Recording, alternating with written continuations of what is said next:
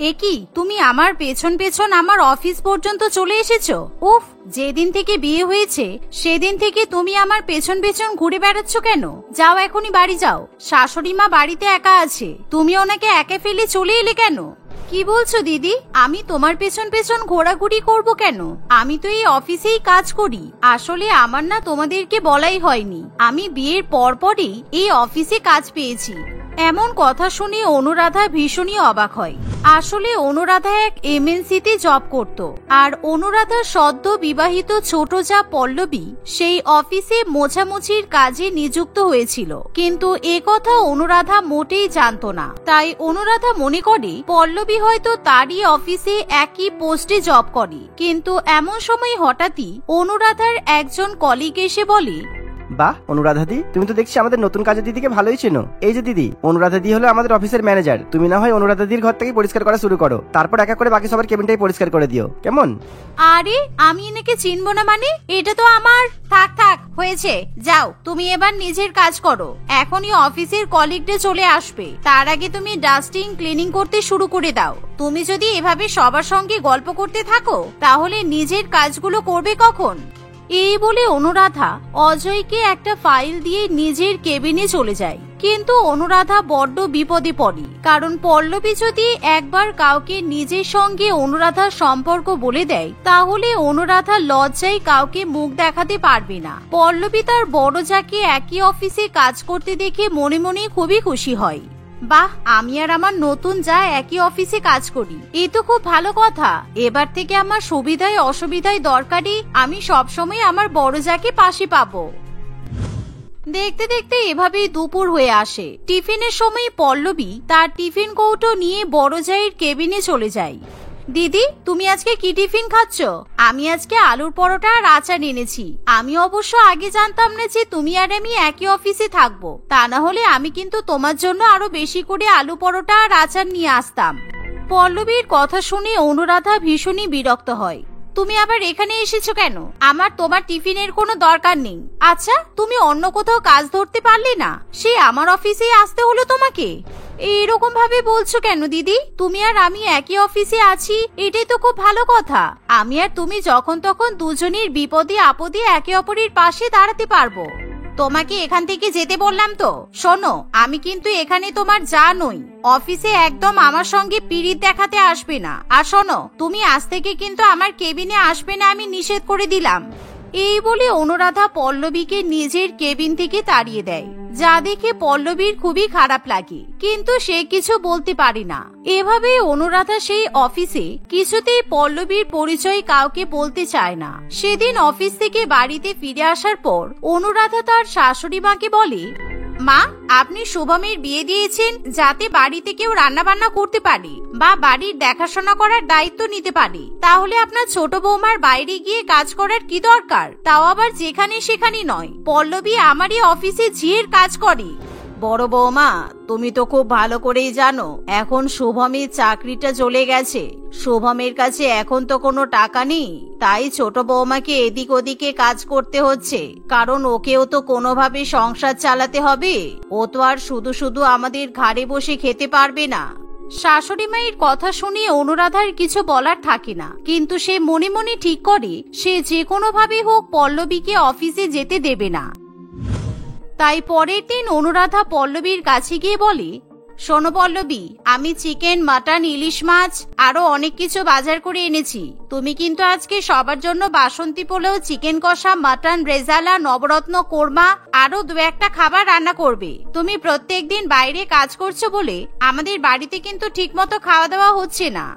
বড় জায়ের মুখে এরকম কথা শুনে পল্লবী বিপদে পড়ে। পল্লবী কিছুতেই বুঝতে পারে না সে এত রকমের খাবার রান্না বান্না শেষ করার পর কিভাবে অফিসে গিয়ে পৌঁছাতে পারবে। কিন্তু পল্লবী কিছুতেই হার মানে না। সে খুবই তাড়াতাড়ি প্রেসার কুকারে সব রান্না বান্না সম্পন্ন করে এবং সময় মতো অফিসে গিয়ে পৌঁছায়। কিন্তু অন্যদিকে অনুরাধা ভেবেই নেয় তার ছোট যা আজকে কিছুতেই অফিস যেতে পারবে না। ভালোই হয়েছে, এবার থেকে প্রত্যেকদিন আমি ওর উপর বেশি বেশি করে কাজের বোঝা চাপিয়ে দিয়ে আসবো। অতগুলো রান্নাবান্না পল্লবীর পক্ষে এত কম সময়ের মধ্যে করা সম্ভব হবে না। এভাবে প্রত্যেকদিন কাজ কামাই করতে থাকলে আমি শিওর আমার বস ওকে ঠিক অফিস থেকে বার করে দেবে। কিন্তু অনুরাধাকে অবাক করি পল্লবী ঠিক সময় মতো কাজে চলে আসে, যা দেখে অনুরাধা ভীষণই অবাক হয়।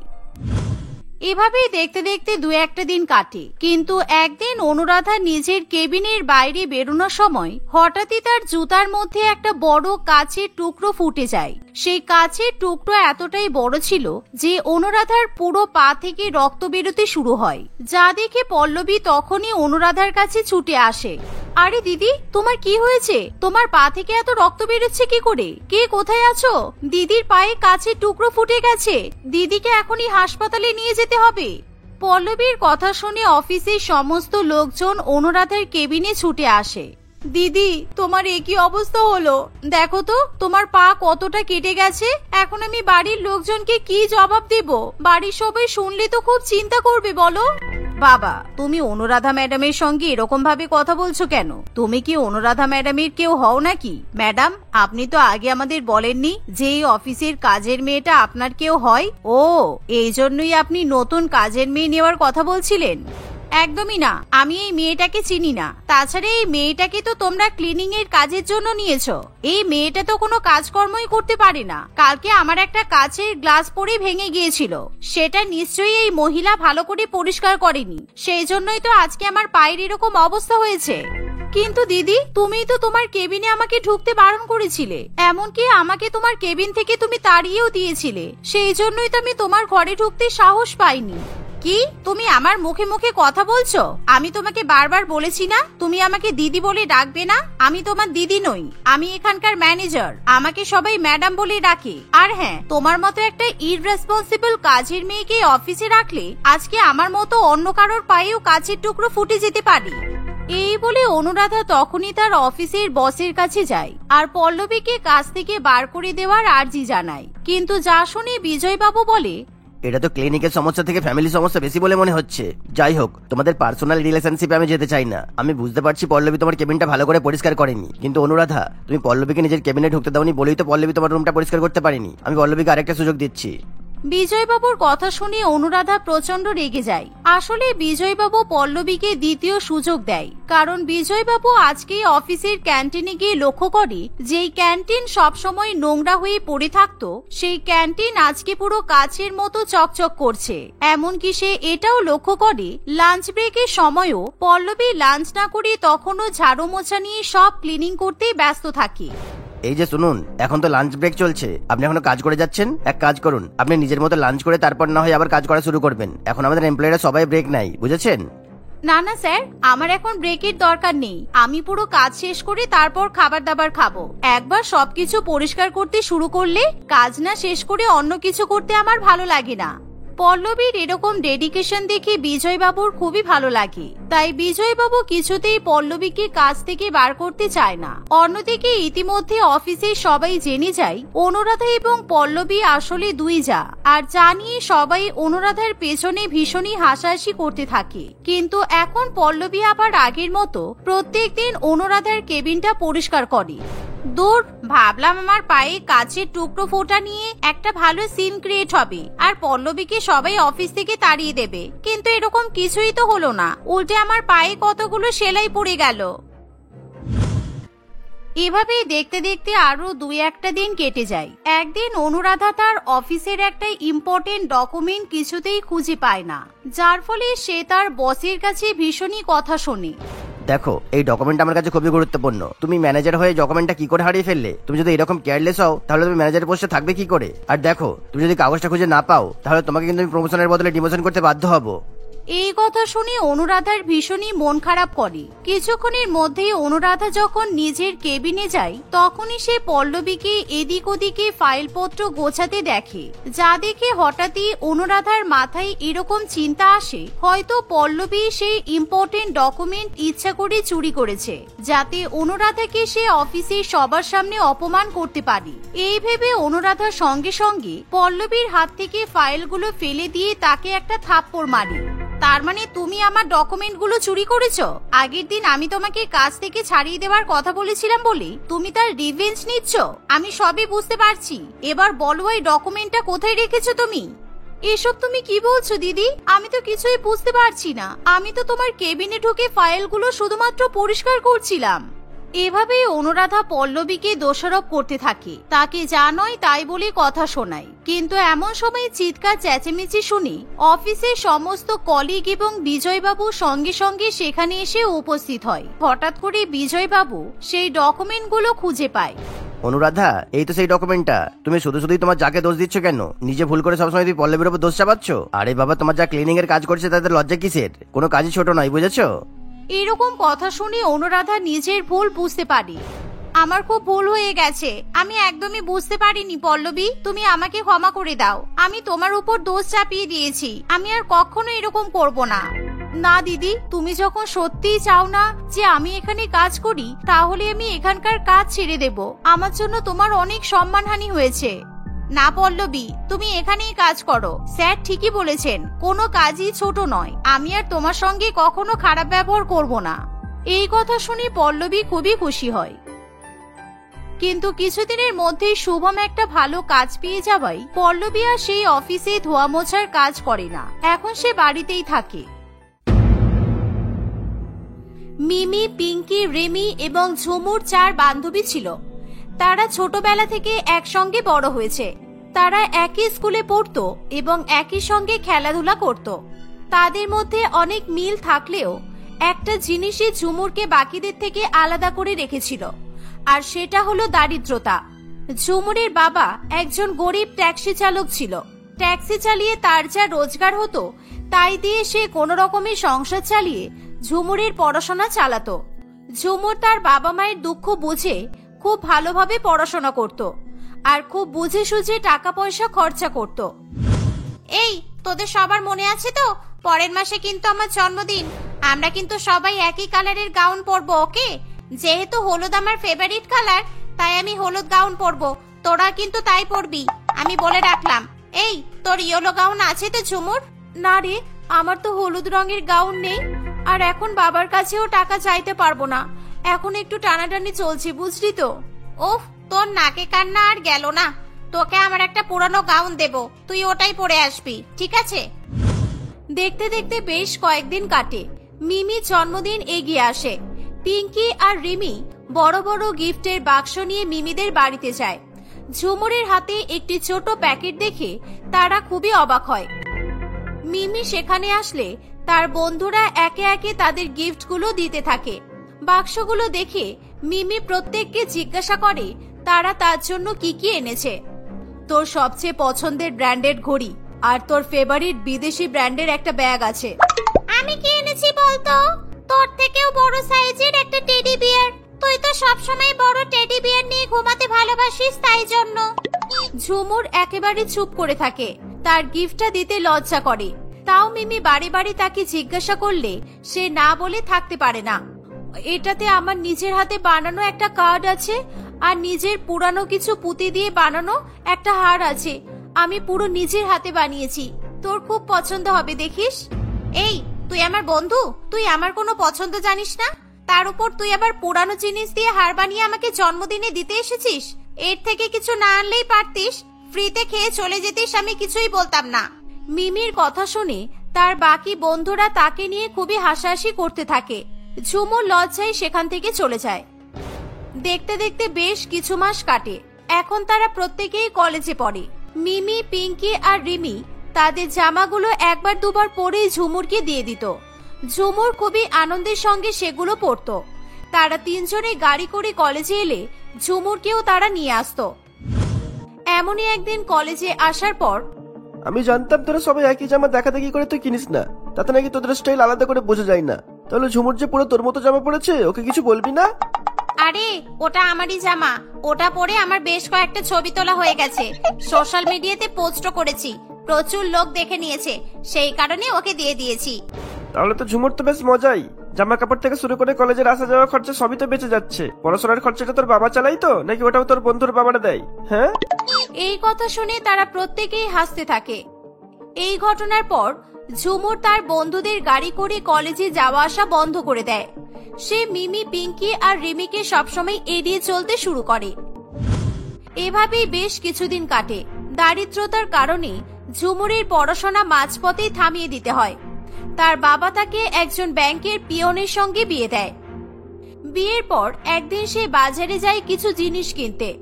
তখন সেখানে তার পুরানো 3 বন্ধু কোনো এক কারণে এসেছিল। ঝুমুরের বন্ধুরা তাকে দেখতে পায়। এই ওই যে দেখ দেখ, ওই যে মেয়েটা মাছ কিনছে, ওটা ঝুমুর না? ইস বাবারে, আমার তো মাছের গন্ধ শুকলেই বমি আসে। আর ও কিভাবে নেড়ে নেড়ে ঘেটে ঘেটে মাছ কিনছে। কি আর করবে, দেখ আবার কোনো গরিব ট্যাক্সি ড্রাইভারকেই বিয়ে করেছে। ওদের তো লেভেলটাই ওরকম। আমরা অনেক ভালো ছিলাম, তাই ওর মতো গরিবের সঙ্গে বন্ধুত্ব করেছিলাম। যা বলেছিস, জামা কাপড় দেওয়া, কলেজে নিয়ে যাওয়া নিয়ে আসা, কত কিছুই করলাম, কিন্তু আমাদের সঙ্গে কথা বলাই বন্ধ করে দিল। এই জন্যই এদের বেশি মাথায় তুলতে নেই। চল তো গিয়ে দেখা করে আসি একবার।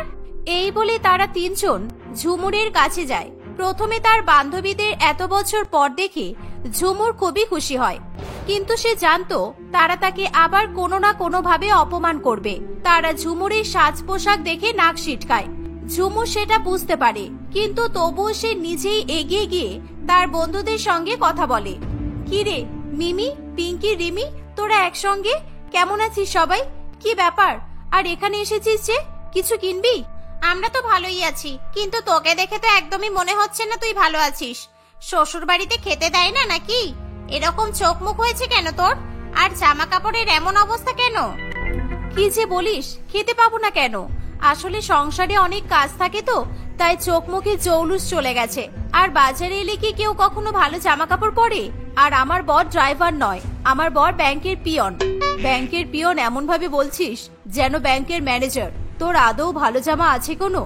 আগে তো আমরা যা দিতাম তাই পরতিস, এখন আর ভালো জামা কোত্থেকেই বা পাবি? আর আমরা এখানে কিছুই কিনতে আসিনি রে।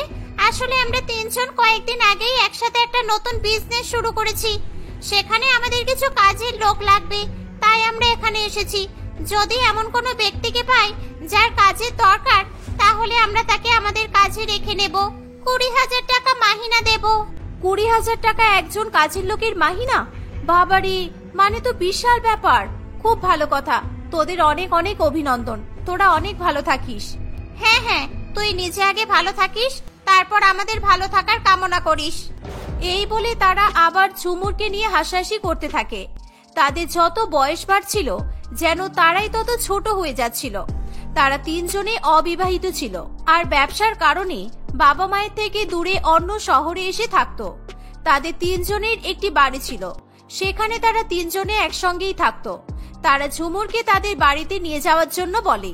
এই ঝুমুর, শোন না, আমরা তো জানতাম তোর এই শহরে বিয়ে হয়েছে। যদি আরো আগে জানতাম তাহলে তোকে আমাদের বাড়িতে নিমন্ত্রণ করতাম। আমাদের নিজেদের বাড়ি আছে এখানে, তুই একদিন সময় করে আয় না, খুব মজা হবে। সবাই জমিয়ে আড্ডা দেব, কি বলিস? হ্যাঁ রে, সত্যি বলেছিস মিমি, অনেকদিন হয়ে গেছে আমরা 4 বন্ধু একসঙ্গে বসে আড্ডা মারিনি। ঝুমুর, তুই সময় করে একদিন আমাদের বাড়িতে চল। না না, আমি যেতে পারবো না রে, এত দূরের রাস্তা, বাসের জন্য অনেকক্ষণ দাঁড়িয়ে থাকতে হয়। অনেকক্ষণ পর পর বাস চলাচল করে, যেতে আসতেই সময় চলে যাবে।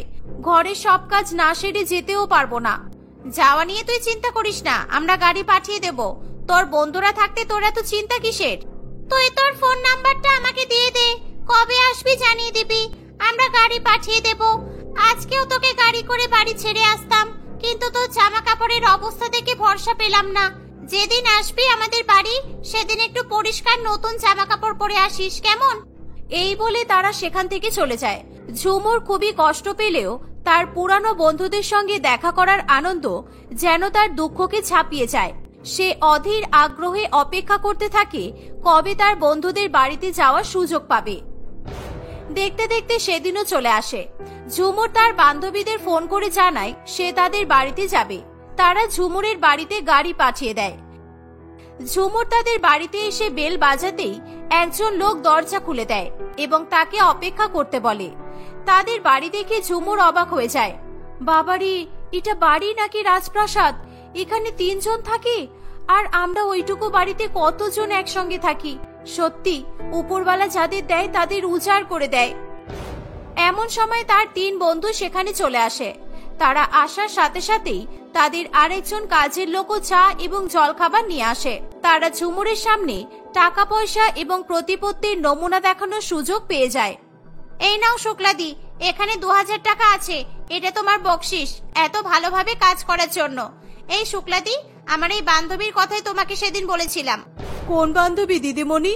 ও, মনে পড়েছে, এইটাই সেই দিদিমণি যে তোমার পুরানো জামা কাপড় পরে কলেজে যেত। তোরা কি আমাকে এখানে অপমান করতে ডেকেছিস? আমি তোদের কি ক্ষতি করেছি? আমার সাথে এমন করতে তোদের খারাপ লাগে না? আরে আরে, তোকে অপমান করব কেন? শুক্লাদি জিজ্ঞাসা করেছিল যে আসবে সে কে, তাই আমরা শুক্লাদিকে ছোটবেলার গল্প শুনিয়েছি। আর আমাদের বেশ কিছু শাড়ি পুরানো হয়ে গেছে, ফেলেই দিতাম, কিন্তু তারপর হঠাৎ তোর সঙ্গে দেখা হয়ে গেল, তাই কোনো কিছু না ভেবেই আগেই তোকে ডেকেছি। আমরা চাইলে শুক্লাদিকেও দিতে পারতাম, কিন্তু তুই আমাদের কাছের বন্ধু, তাই সবাই মিলে ঠিক করেছি তোকেই দেব। শোন রিমি, আমরা গরিব হতে পারি কিন্তু ভিখারি নই। তোদের আমার উপর এত দয়া না করলেও চলবে। যাই হোক, আজ আমি আসি, পরে কোনোদিন সুযোগ পেলে আবার আসবো। ঝুমুর সেখান থেকে চলে যায়। প্রথমে ঝুমুর নিজের কষ্ট চেপে রাখলেও বাড়ি ফিরে সে কান্নায় ফেটে পড়ে। সে তার স্বামীকে বলে, শেখর, আমি আবার পড়াশোনা শুরু করতে চাই। আমাকে কিছু একটা করতে হবে, বড় হতেই হবে। এভাবে বারে বারে সবার কাছে অপমানিত হতে ভালো লাগে না আমার। আমি পড়তে চাই, তুমি পারবে আমাকে পড়াতে? অবশ্যই পারবো, কেন পারবো না? তুমি যা পড়তে চাও, যতদিন পড়তে চাও সেটাই পড়াবো। কিন্তু তুমি কিভাবে পারবে? এই টাকায় এত বড় সংসার টেনে তুমি পারবে না। আমি মনে হয় ভুলভাল আবদার করে ফেলেছি। আমার তোমাকে একটা কথা বলার ছিল, তুমি বাড়ি ছিলে না তাই বলা হয়নি। সেটা হলো আমি ব্যাংকে কাজের ফাঁকে লুকিয়ে লুকিয়ে পড়াশোনা করে ব্যাংকের পরীক্ষা দিয়েছিলাম, আর আজ তার রেজাল্ট বেরিয়েছে। আমি সবচেয়ে বেশি নাম্বার পেয়ে ব্যাংকের ম্যানেজার পোস্টে চাকরি পেয়ে গেছি। আজ থেকে তুমি আর পিওনের বউ নয়, তুমি ম্যানেজারের বউ। শেখরের কথা শুনে ঝুমুর খুবই খুশি হয়। এভাবে আরো বেশ কয়েকদিন কাটে। ঝুমুর পড়াশোনা করে অনেক উঁচু পোস্টে চাকরি পায়, আর শেখরের কাজও ভালোভাবে চলতে থাকে। ঝুমুর আর শেখর গাড়ি বাড়ি সমস্ত কিছুই কিনে ফেলে। হঠাৎ একদিন শেখর ব্যাংকের সূত্রে খবর পায় যে মিমি, পিঙ্কি, রিমিদের ব্যবসায় অনেক ক্ষতি হয়ে গেছে এবং তারা সমস্ত কিছু হারিয়ে পথে বসেছে। তাদের বাবারাও তাদেরকে কোনো রকম ভাবে আর্থিক সাহায্য করে না এবং তাদের বাড়ি থেকে বের করে দেওয়া হয়েছে। বাড়ি, গাড়ি, গহনা সবই দেনার দায়ে তাদের হাত থেকে চলে গেছে। এখন তাদের কাছে তাদের গায়ের জামাটুকু ছাড়া আর কিছুই ছিল না। ঝুমুর তার বন্ধুদের ব্যাপারে এগুলো জানতে পেরে খুবই চিন্তায় পড়ে। তুমি একটু আমার সঙ্গে শহরের দিকে যেতে পারবে? আমার বান্ধবীরা খুব বিপদে আছে, আমরা ছাড়া ওদেরকে আর কে সাহায্য করবে? ওর বাবা মা শুনেছি অন্য শহরে থাকে। তুমি তাড়াতাড়ি প্লিজ চলো, আর দেরি করে ঠিক হবে না। ঝুমুর আর শেখর যত তাড়াতাড়ি সম্ভব সেখানে তাদের গাড়ি নিয়ে চলে যায়, কিন্তু তার বান্ধবীদের বাড়িতে তালা দেওয়া ছিল। তারপরেও তারা হাল ছাড়েনি, তারা বিভিন্ন দিকে খুঁজতে থাকে। শেষমেশ শহরের এক প্রান্তে তাদের তিনজনকে খুঁজে পায়। তারা দেখে মিমি, পিঙ্কি, রিমি সেখানে বসে আছে। তাদের জামা কাপড় নোংরা হয়ে গেছে, কেঁদে কেঁদে তাদের চোখের তলায় কালি পড়ে গেছে। তাদের অবস্থা দেখে ঝুমুরের চোখে জল চলে আসে। তোদের এমন অবস্থা কেন? তোরা রাস্তায় কেন বসে আছিস? আমার ফোন নাম্বার তো তোদের কাছে ছিল, একবার আমাকে ফোন করতে পারতিস। তুই কিভাবে জানলি আমরা এখানে আছি? আমি ভেবেছিলাম বাকি সবার মতো তুইও আমাদেরকে ফিরিয়ে দিবি, তাই আমি তোর কাছে চাইলেও যেতে পারিনি। আমি জানি না কে তোদের ফিরিয়ে দিয়েছে, কিন্তু আমি কখনোই তোদেরকে ফিরিয়ে দিতাম না। আমি গরিব হলেও তোদেরকে কষ্ট করে হলেও নিজের বাড়িতে রাখতাম। আর এখন তো আমাদের বাড়িতে লোকের থেকে বেশি ঘর আছে, তোরা যতদিন খুশি থাকতে পারবি। এই শুনে তারা তিনজনই কান্নায় ফেটে পড়ে। কিছুক্ষণের মধ্যেই ঝুমুর তার তিন বন্ধুকে তাদের বাড়িতে নিয়ে চলে যায়। ঝুমুরদের বাড়ি দেখে তারা অবাক হয়ে যায়। সেখানে এসে ঝুমুর তাদেরকে তার কিছু জামা পরতে দেয় আর তাদের নানা রকমের সুস্বাদু খাবারও খেতে দেয়। এসব দেখে তিন বন্ধুর চোখে জল চলে আসে। সময় কত অদ্ভুত, তাই না? সময় কারণ নিজের হয় না। কয়েক বছর আগে আমার এত জামা ছিল যে আমার ইউজ করা পুরনো জামা পরে তুই কলেজে যেতিস, আর আজকে তোর ইউজ করা জামাটা ছাড়া আমাদের কাছে আর ভালো জামা নেই। কয়েকদিন আগে যাকে আমরা নিজেদের বাড়িতে ডেকে অপমান করেছি, আজকে আমরা তাদের বাড়িতেই মাথা গোজার ঠাঁই খুঁজে পেয়েছি। তুই আমাদের ক্ষমা করে দে, আমরা অর্থের অহংকারে তোকে অনেক অপমান করেছি। ঝুমুর তার তিন বন্ধুকে ক্ষমা করে দেয়। তারা সবাই একই সঙ্গে একই বাড়িতে থাকতে শুরু করে। সেদিন থেকে চার বন্ধুর মধ্যে ধনী গরিবের ভেদাভেদ চিরতরে দূর হয়ে যায়।